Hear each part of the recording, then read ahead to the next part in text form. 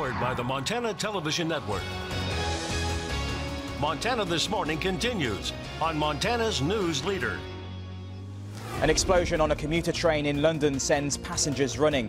Police are investigating another terror attack. I'm Gavin Ramjohn in London with the details coming up. Defying UN sanctions, North Korea launches another missile. I'm Hannah Doba. I'll have the latest coming up. Good morning. This morning, emergency officials say at least 18 people were injured after a terror incident on the London subway system during rush hour. Investigators are on the scene after what witnesses are saying was a fire and an explosion on the train at the Parsons Green station. Gavin Ramjohn is in London with our latest. A terror incident is being investigated on board a London commuter train. Police were called to the Parsons Green station in southwest London this morning after a woman on the platform saw what she says was an explosion. Police cleared the train. Video taken inside the car shows a white plastic bucket. Inside you can see a shopping bag, what appear to be wires, and a small flame. At this stage it's a little early to draw any full conclusions as to what the circumstances and cause of that explosion are.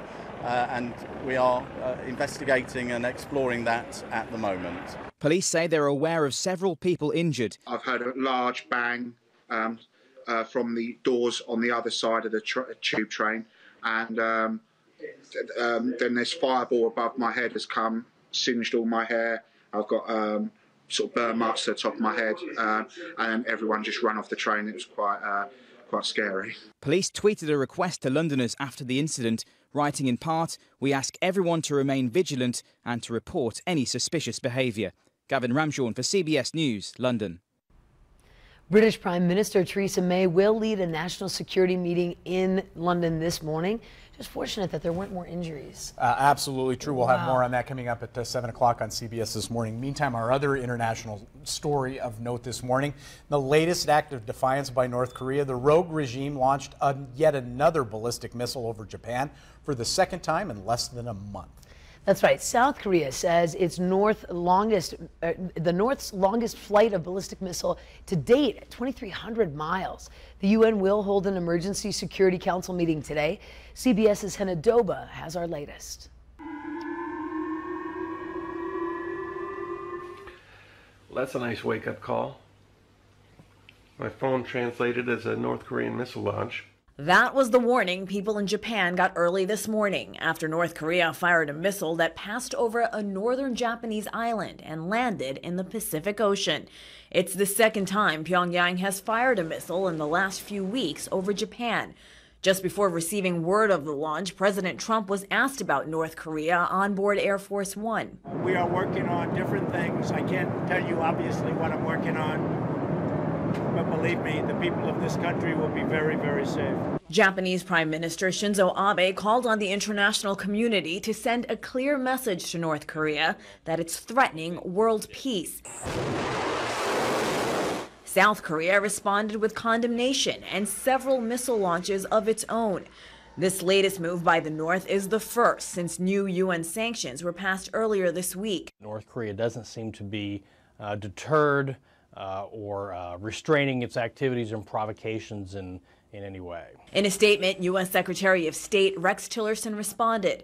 China and Russia must indicate their intolerance for these reckless missile launches by taking direct actions of their own.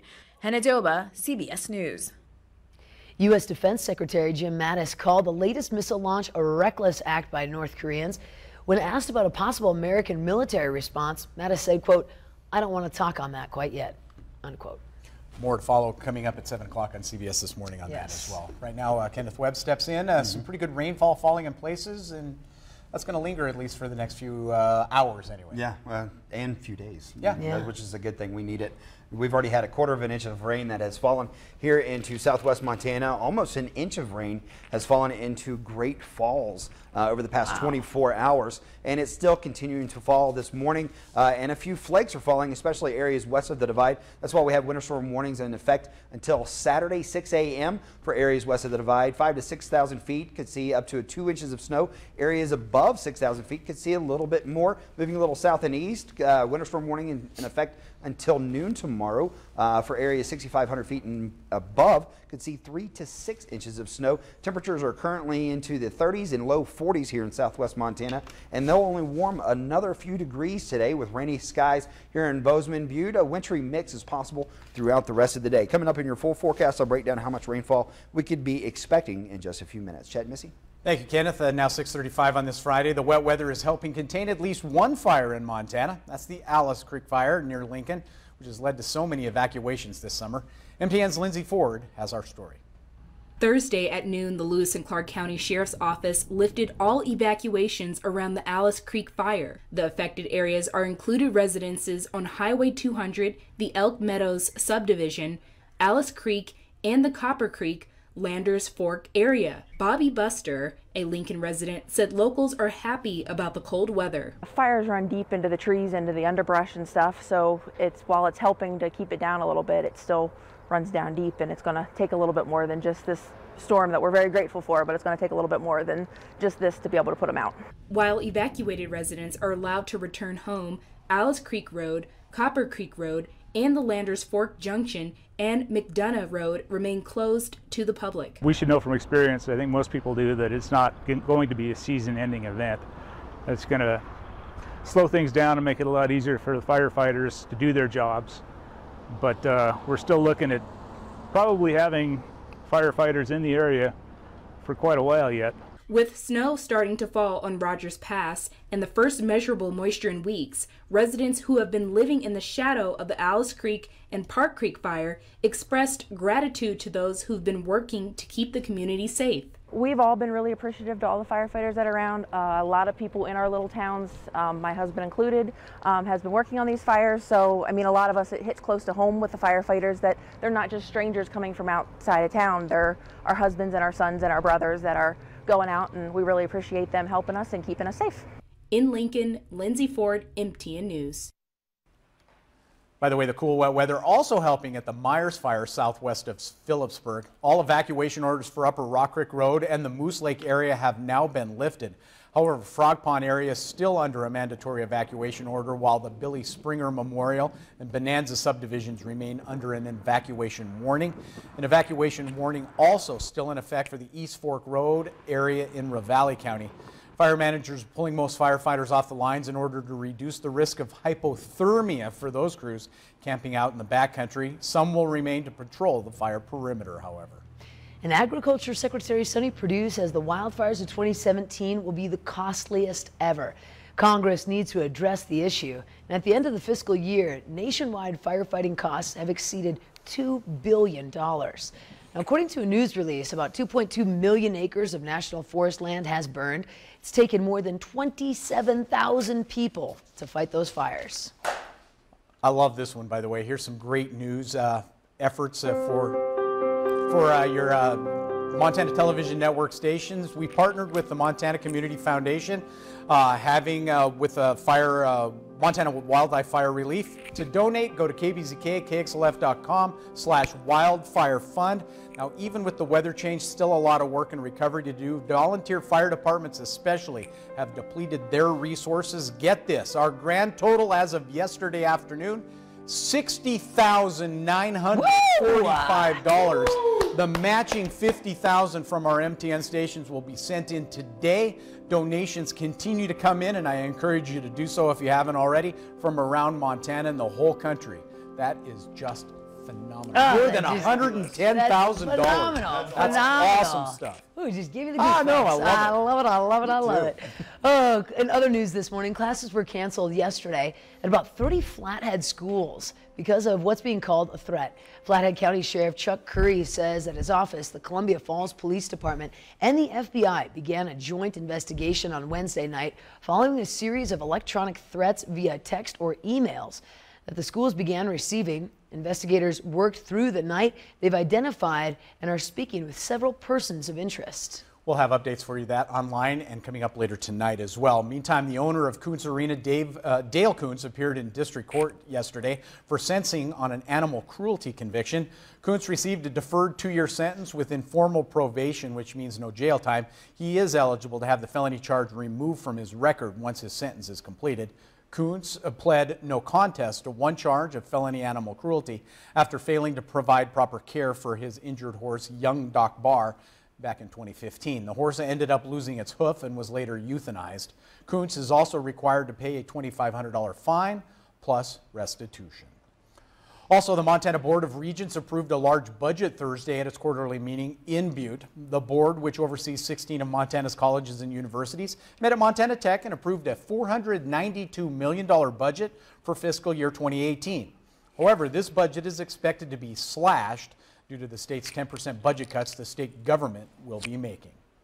Campuses are prepared for those, but certainly given the economic landscape throughout the state within higher ed, that's not easy.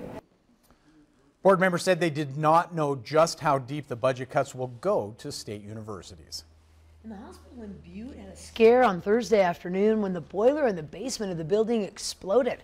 Officials at St. James Healthcare said thankfully nobody was injured in that explosion. There was no need to evacuate the building either.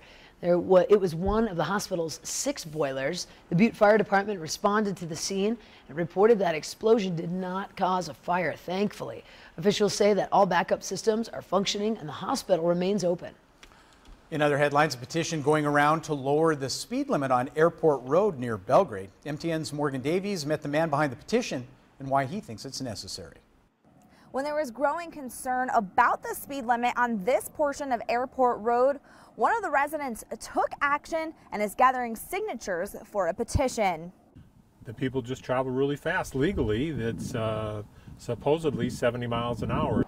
The speed limit on a portion of Airport Road is 70 miles per hour until you pass Springbridge Road. There it drops down to 45, the speed limit that Przina hopes to see by his house. There's horses and kids, and it just gets, it's just too fast. So fast that before signing the petition, Przina's subdivision began moving their mailboxes. For the mail carrier, it's just too dangerous for them to be sitting there halfway off the road and traffic going 70 miles an hour. Montana Highway Patrol says that as areas like Airport Road become more developed, drivers need to make sure they are aware of their surroundings. The big deal with speeding and with how fast your vehicle's traveling is the reaction time. A person has to be able to perceive a threat, whether it's a kid chasing after a ball or a deer. Montana Highway Patrol adds that besides following the posted speed limit signs, drivers should always be aware of their surroundings. Reporting in Bozeman, Morgan Davies, MTN News. By the way, Ron Przina will hand in his petition to the clerk's office later today. I don't think that is an unvalidated idea. Yeah, we'll see how that goes. It is a little narrow and a little windy out there. Yes, so with the we'll lack of shoulders and all that, I totally get it. Absolutely true. We do have to take a quick break, but here's a little preview of what's coming up on Montana This Morning. A new study shows that parents are using car seats the right way, at least when it comes to infants. I'm Hannah Doba. I'll have the details coming up. Good morning. Ahead on CBS This Morning, we're on the scene with the latest on a blast on the London Underground overnight. Police call it a terror incident. And we catch up with Stephen Colbert, what he has planned for when he hosts the Sunday's Emmy Awards right here on CBS. How he could make history. See you right at 7.